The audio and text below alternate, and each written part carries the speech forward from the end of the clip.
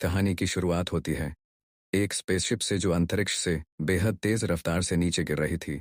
और फिर हम देखते हैं कि स्पेसशिप एक तालाब में जा गिरी थी। इसके बाद स्पेसशिप में से दो इंसान जैसे दिखने वाले लोग स्पेस सूट पहनकर बाहर आए। एक आदमी ने अपने बेहोश साथी को घसीटकर बाहर निकाला और फिर खुद सो गया, जिसके बाद उसे अपने ग्रह पर बिताई हुई जिंदगी की झलक दिखाई देने लगी। कुछ समय बाद जब उसकी आंख खुली तो उसने देखा कि उसके बेहोश साथी की छाती पर भयानक घाव था, जिस वजह से उसकी मौत हो गई थी। तभी उसे तालाब में मौजूद अपने कंप्यूटर से आवाज आई। उसने तुरंत कंप्यूटर को बाहर निकाला और उसमें से इस जगह के बारे में जानकारी निकालने की कोशिश की। फिर उसने बाकी स्पेसशिप्स की लोकेशन का पता लगाया, पर कंप्यूटर ने उसे बताया कि फिलहाल आसपास कोई दूसरी स्पेसशिप मौजूद नहीं है। अब वह थोड़ा निराश हो गया। खैर, फिर उसने कंप्यूटर से एक तार अपनी आंख में जोड़ी, जिसके बाद इस ग्रह का सारा इतिहास, यहाँ के लोग, जानवर, भाषाएं और रहने सहने की सारी जानकारी उसके दिमाग में पहुंच गई। इसके बाद उसने अपनी बंदूक निकाली और निशानेबाजी की प्रैक्टिस करने लगा। फिर शाम को उसने अपने मरे हुए साथी के लिए कब्र खोदकर उसे दफना दिया। अब इस आदमी का मिशन था सिर्फ अपनी बंदूक के सहारे इस घने जंगल से सही सलामत बाहर निकलना और अपने ग्रह पर वापस जाना। काफी देर चलने के बाद वह एक भारी भरकम बैल की लाश के सामने पहुंचा और वह समझ गया कि यह काम किसी इंसान का नहीं है। उसने देखा कि वह एक गांव में पहुंच गया था, लेकिन वह पूरा गांव किसी भयंकर हादसे में एकदम तबाह हो गया था। तभी उसे एहसास हुआ कि कोई उस पर नजर रखे हुए हैं और वह तुरंत भाग निकला, लेकिन जल्द ही एक घुड़सवार उसके पीछे पड़ गया। उसने इस आदमी पर हमला करके उसे बेहोश कर दिया और साथ ही उसकी बंदूक भी नदी में गिर गई। अब इस आदमी को बेहोशी की हालत में बंदी बनाकर वाइकिंग्स के गांव में लाया गया, जो चारों ओर से लकड़ी की दीवारों से घिरा हुआ था। इसके बाद हम इस गांव के राजा रथगर को देखते हैं, जो अपनी बेटी फ्रेया के साथ तलवारबाजी का अभ्यास कर रहा था। इसी दौरान फ्रेया ने अपने पिता से कहा कि वो वुल्फ्रिक से शादी हरगिज नहीं करेगी। तभी अचानक गलती से फ्रेया के कंधे पर चोट लग गई, तो राजा ने उसकी मरहम पट्टी की। तभी वुल्फ्रिक वहां आया, पर उसकी अजीब बातें सुनकर फ्रेया वहां ज्यादा देर तक रुकी नहीं और बाहर चली गई। खैर, फिर वुल्फ्रिक ने राजा को खबर दी कि पास के गांव पर भयानक हमला हुआ है, पूरा गांव खून से सना हुआ है, लेकिन वहां उन्हें एक भी लाश नहीं मिली। इसके बाद उन्होंने एक आदमी को पकड़ा, मगर वो इस इलाके का नहीं लगता। तब हम देखते हैं कि उस आदमी को पूरे गांव के सामने बंदी बनाकर खड़ा कर दिया गया और सब हंसकर तमाशा देख रहे थे। खैर, फिर वुल्फ्रिक उस आदमी को पूछताछ के लिए कमरे में घसीट लाया। वुल्फ्रिक ने उसका नाम पूछा तो उस आदमी ने कहा कि उसका नाम कीनन है।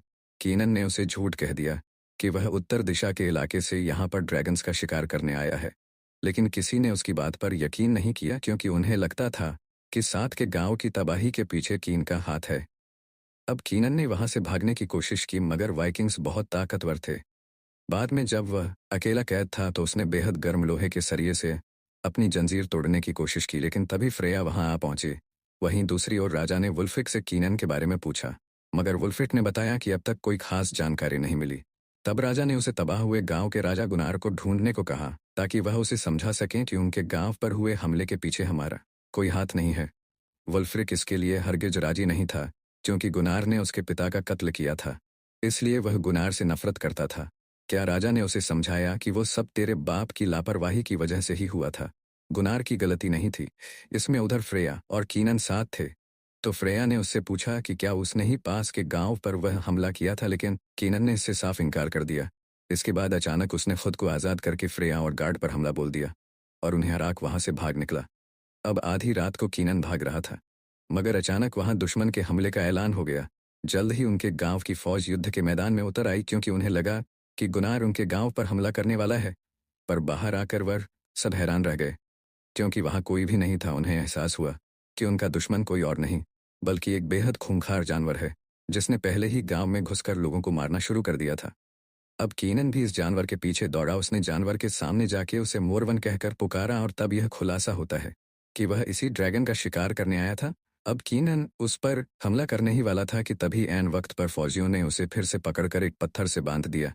तब उसे अपने ग्रह की फिर से याद आई, जब मूरवेंस की फौज ने उनके ग्रह पर हमला कर दिया था और कि कीनन अपने लोगों को बचा नहीं पाया।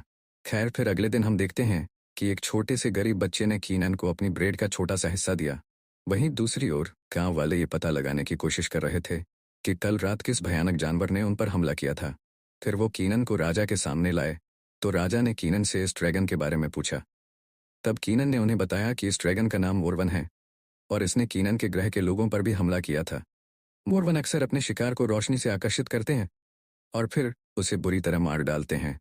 असलियत तो यह थी कि मोरवन के पास गायब होने की ताकत है और वो कीनन की स्पेसशिप में ही छुपकर यहाँ पहुंचा था और तब से ही वह चारों ओर तबाही मचा रहा है। यह सुनकर गांव वाले तो कीनन को फांसी देने को तैयार हो गए, क्योंकि उसी की वजह से धरती पर इतनी बड़ी मुसीबत आई थी। मगर राजा ने जैसे तैसे उन्हें रोका। फिर कीनन समझ गया कि वाइकिंग्स अपने लोगों की रक्षा के लिए मोरवन का शिकार करने के लिए जरूर जाएंगे, इसलिए उसने राजा से गुजारिश की कि वो भी उनके साथ मोरवन को पकड़ने जाना चाहता है। इस पर राजा मान गया और जैसे ही वह बाहर निकले तो अचानक फ्रेया ने उसे मुक्का मारकर कल रात का बदला लिया। खैर, इसके बाद वह सब गांव से बाहर मोरवन को ढूंढने निकल पड़े। तब रास्ते में राजा ने कीनन से बातचीत करनी शुरू की। उसने कहा कि अगर उन्होंने मोरवन को अभी नहीं रोका तो यहाँ भी वही हाल होगा जो कीनन के ग्रह पर हुआ था। तब वुल्फ्रिक ने सबको खबर दी कि आसपास कई सारी लाशें मिली हैं। उसने कहा कि उन्हें छोटे छोटे ग्रुप बनाकर अलग अलग दिशाओं में मोरवन की तलाश करनी चाहिए, लेकिन कीनन ने कहा कि सबके साथ रहने में ही भलाई है। मगर राजा नहीं माना और उसने कहा कि दो दो लोगों का जोड़ा अलग अलग दिशाओं में जाएगा। जब राजा और बोरोमीर नाम का सेनापति अपने रास्ते गए तो अचानक ऊपर से एक घोड़े का कटा हुआ सर उनके सामने आ गिरा। वहीं दूसरे सिपाहियों को एक गुफा के बाहर गली सड़ी लाशें मिली और तभी उनके सामने एक भयानक दृश्य आया। उन्हें गुफा से किसी के चिल्लाने की आवाज आई तो बाकी फौज भी वहां आ पहुंची और वो सब तुरंत गुफा में घुसे, जहां उनका सामना एक वहशी भालू से हुआ। पूरी गुफा लाशों के ढेर से भरी हुई थी। यह उसी तबाह हो चुके गांव के लोग थे, तो सबको लगा कि सबके पीछे जरूर इस भालू का हाथ होगा। उन्होंने भालू पर हमला कर दिया और अंत में कीनन ने अपनी तलवार से उसका काम तमाम किया। तब कीनन की बहादुरी से खुश होकर राजा ने उसे अपनी कैद से रिहा कर दिया। इसके बाद शाम को पूरे गांव ने भालू की मौत का जश्न मनाया। कीनन भी इस जश्न में आम गांव वालों की तरह कपड़े पहनकर शामिल हुआ। उसे देखते ही सबने खुली बाहों से उसका स्वागत किया और राजा ने उसे अपने साथ बैठाकर खाना भी खिलाया। तभी कीनन के सामने वही गरीब बच्चा आ गया जिसने कीनन को अपनी ब्रेड का हिस्सा दिया था। तो कीनन ने उसका एहसान चुकाने के लिए उसे अपनी तलवार तोहफे में दी। फिर उसने बच्चे का नाम पूछा तो उसने कहा कि उसका नाम एरिक है और उसके माँ बाप एक लड़ाई में मर चुके थे, इसीलिए अब सभी गांव वाले मिलकर उसकी देखभाल करते थे। कुछ देर बाद वल्फ्रिक ने खेल खेल में कीनन को चुनौती दी। तब कुछ सिपाही ढाल अपने सर पर रखी ढाल पर चलकर अंत तक पहुंचना था। बेचारा कीन तो कई बार लड़खड़ाते हुए बोरोमेर पर जा गिरा, पर वुल्फ्रिक ने उसका मजाक नहीं उड़ाया बल्कि उसे हाथ देकर खड़ा किया। आखिरकार जश्न खत्म होने के बाद कीनन हॉल से बाहर निकला तो फ्रेया उससे मिलने आई। उसने कीन का शुक्रिया अदा किया क्योंकि उसने जंगल के मिशन पर फ्रेया के पिता का साथ दिया था।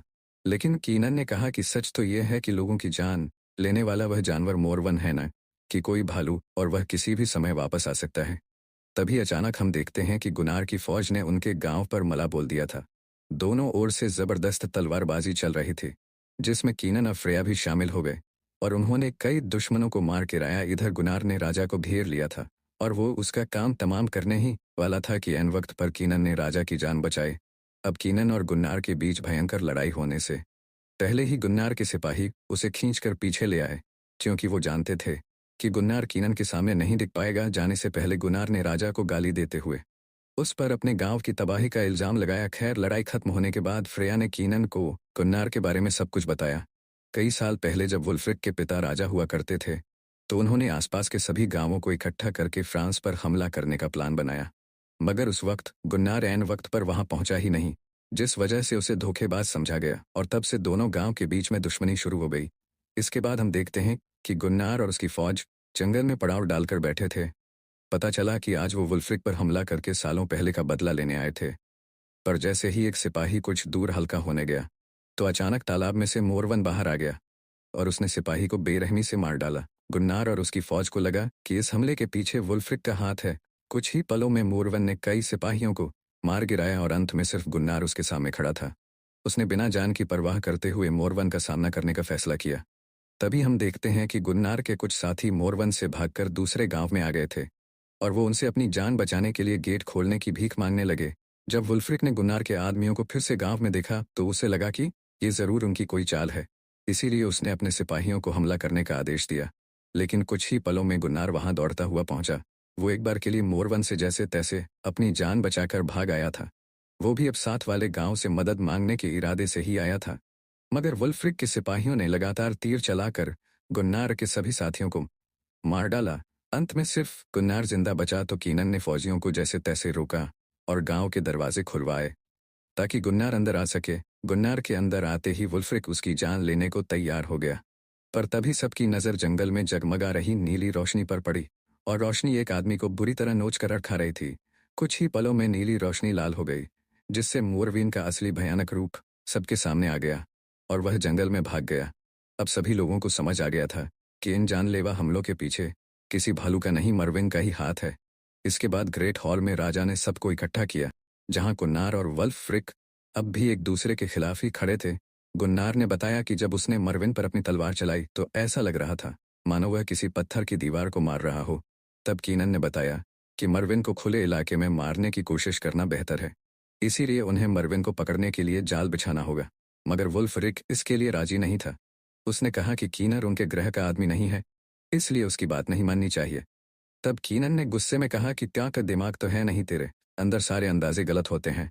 तेरे पहले कहा कि भा ने हमला किया, फिर इस बेचारे गुन्नार की पूरी फौज मरवा दी। बिना बात के अचानक वो दोनों हाथापाई पर उतर आए, पर राजा ने उन्हें छुड़ाया। फिर उसने कीनन की बात मानकर कहा कि मोरवीन को पकड़ने के लिए जैसा वह कहेगा वैसा ही होगा। फिर अगले दिन लोगों ने गांव के बाहर जाल बनाने का काम शुरू कर दिया। उन्होंने कई मीटर गहरा खड्डा खोदा और उसे बाहर से ढक दिया ताकि वह आम झोपड़ी जैसा लगे। इसके बाद उन्होंने गड्ढे में कई पोल्स खड़े किए और उसे पूरी तरह से तेल से भर दिया। असल में यकीनन मोरवीन को इस गड्ढे में लाकर उसे आग में जलाकर राख करने का प्लान बना रहा था।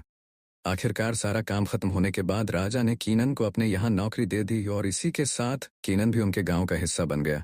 इसके बाद हम देखते हैं कि कल रात को जिन सिपाहियों पर मोरवीन ने हमला किया था, उनमें से एक की आंख खुली और उसने देखा कि वह चारों ओर लाशों से घिरा हुआ था, मगर उसी समय मरविन ने उसे भी बेरहमी से मार डाला। वहीं दूसरी ओर कीनन और फ्रेया उसकी झोपड़ी में बैठकर सूप पी रहे थे, तो कीनन ने अपनी जिंदगी का असली सच बताया। उसने कहा कि उसके ग्रह के लोग पूरे ब्रह्मांड पर राज करना चाहते हैं। जब वह मरविन के ग्रह पर कब्जा करने पहुंचे तो उन्होंने जबरदस्त बॉम्ब धमाके करके उनकी सारी प्रजाति को खत्म कर दिया। फिर उन्होंने बचे खुजे मॉर्विस का शिकार किया।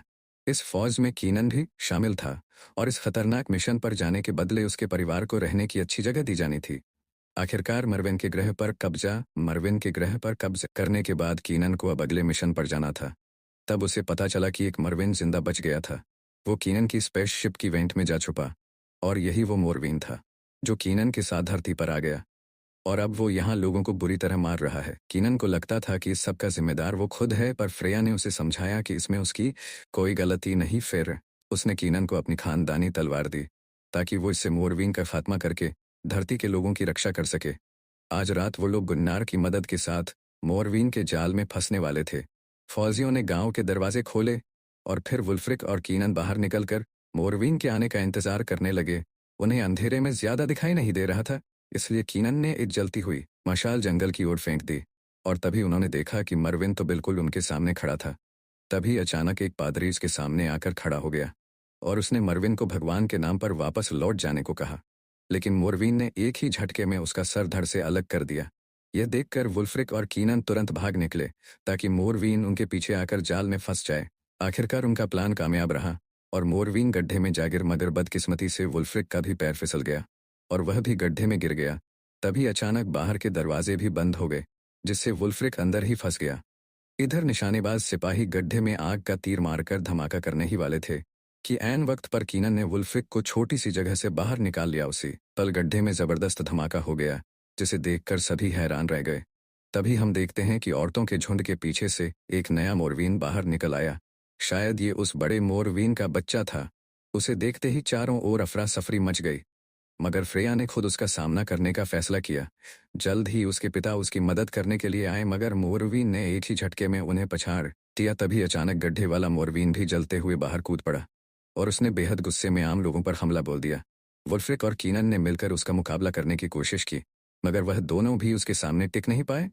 तब गुन्नार उनकी मदद के लिए आया, लेकिन मरविन ने अपनी पूंछ के एक ही बर से उसका सर धड़ से अलग कर दिया और फिर से जंग जल की ओर भाग गया।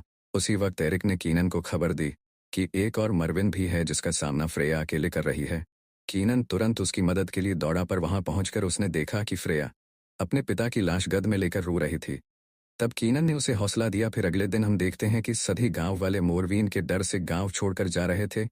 एरिक ने कीनन से कहा कि वह उसके साथ गांव में ही रुकना चाहता है, पर कीनन ने उसे समझाया कि यह इलाका अब सुरक्षित नहीं है, इसलिए उसे बाकी गांव वालों के साथ कश्ती में बैठकर चले जाना चाहिए। उसने एरिक से वादा किया कि वह फिर से जरूर मिलेंगे। फिर कीनन वुल्फ्रिक के पास गया। राजा की मौत के बाद अब अगला राजा वुल्फ्रिक ही था, मगर वह चारों ओर तबाही देखकर काफी निराश हो चुका था। और फिर कीनन ने उसका हौसला बढ़ाते हुए कहा कि वह दोनों मिलकर मरविन का काम तमाम करके रहेंगे, ताकि गांव वाले एक बार फिर से खुशहाली से रह पाएं। फिर कीनन ने बोरोमीर को नए हथियार बनाने का जिम्मा सौंपा। इसके बाद वह फ्रेया और वुल्फ्रिक के साथ उस तालाब पर गया जहां उसकी स्पेसशिप क्रैश हुई थी, और फिर पानी की गहराइयों में जाकर उसने अपने काम की चीजें ढूंढ दी। इसी दौरान अचानक उसने एक मरविन को तालाब में देखा, तो वह तुरंत पानी से बाहर आ गया। मगर जिस बोट से वह आए थे वह तो एकदम टूटी हुई थी। उस पर वुल्फ्रिक बेहोश पड़ा था और फ्रिया का कोई नामो निशान ही नहीं था। उधर बोरोमीर एक नया भाला बनाने में जुटा हुआ था। जल्द ही कीनन वहां आया और उससे भाला लेकर एक कुएं में घुस गया, जहां जमीन के नीचे एक खुफिया रास्ता जाता था। उसके साथ ई भी उसके पीछे आए और वह धीरे धीरे आगे बढ़ने लगे। वहीं दूसरी ओर किसी गुफा में फ्रेया की आंख खुली तो वह बुरी तरह घबरा गई, क्योंकि वह लाशों के ढेर में पड़ी थी। जैसे ही उसने यहां से भागने की कोशिश की तो मरविन उसके सामने आ गया, पर तभी उसे कीनन और उसके साथियों के आने की भनक लग गई और वह फ्रेया को छोड़कर उन्हें ढूंढने लगा। उधर कीनन और उसके साथ ही गुफा में घुस चुके थे, जहां उनके सामने उबलते लावा से भरा हुआ गड्ढा था। जल्द ही मोरवीन ने उन पर हमला कर दिया। तब कीनन और उसके साथी भी अपनी जान की परवाह न करते हुए उसका सामना करने लगे। उन्होंने छोटे वाले मरविन का खात्मा किया, पर इसी दौरान दूसरे मोरविन ने बोरोमीर को मार डाला। उधर फ्रेया भी उठी तो एक जख्मी मोरविन उसके सामने आ गया। वो अब देख नहीं पा रहा था और सिर्फ आवाज के जरिए फ्रेया को ढूंढने की कोशिश करने लगा। वहीं कीन और वुल्फ्रिक दीवार की दूसरी ओर से फ्रेया को आवाजें दे रहे थे। तब उनकी आवाज सुनकर मरविन ने उसी जगह हमला कर दिया और फ्रेया ने ऐन वक्त पर कूदकर अपनी जान बचाई। अब हमले से दीवार में एक छोटा सा छेद हो गया था और फ्रेया को कीनन तक पहुंचने के लिए इसके ऊपर जाना था, लेकिन यह छेद बेहद छोटा था। इसलिए कीनन ने फ्रेया को भाला दिया और फ्रेया ने जबरदस्त वार से मोरवीन को मार गिराया। आखिरकार फ्रेया और कीनन एक बार फिर से एक दूसरे के साथ थे, मगर खुश होने की बजाय वह गुफा में मौजूद लाशों का ढेर देख रहे थे, जिससे उन दोनों का खून सूख गया। तभी उन्हें मोरवीन के आने की आवाज सुनाई थी और वह भागे, और तब मरविन ने वहां आकर देखा कि उसका बेटा मर चुका था। तो वह गुस्से से भरकर कीनन और उसके साथियों के खून की प्यासी हो गई।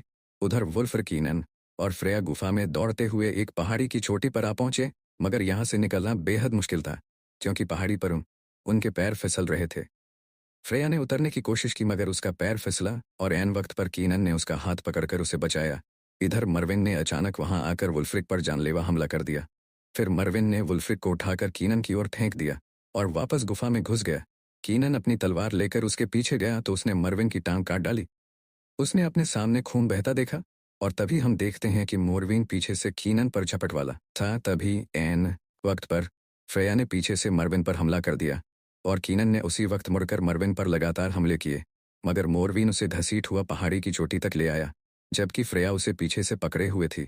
कीनन ने अपनी तलवार उठाकर एक आखिरी हमले से मोरविन का हाथ काट डाला, जिससे वह गहरी खाई में जाग रहा।